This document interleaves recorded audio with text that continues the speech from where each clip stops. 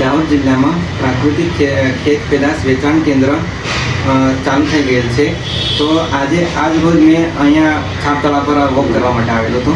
તો કે જોયું તો કે પ્રાકૃતિક ખેત પેદાશ વેચાણ કેન્દ્ર ચાલુ થઈ ગયું હતું। તો ત્યાં વિઝિટ કરી મુલાકાત લીધી અને ત્યાં કેવું હતું કે સારું એવું શાકભાજી અને જે અનાજ કઠોળ જે આપણે ઘરનું કે યુરિયા DAP વગરનું બધી ચીજ વસ્તુ હતી તો એ આજે અમે ખરીદી કરી અને ઘર માટે લઈને ગયા અને સારું એવું શાકભાજી બી સારું ફ્રેશ એવું છે અને અનાજ કઠોળ એ બી એકદમ સારું એવું છે અને જે આપણે ખાવામાં બી થોડો એનો ફરક છે અને અહીંયા બી કેવું કે જે આપણે બજાર ભાવથી આપણને 5-10 રૂપિયાનો જ ફરક પડે છે।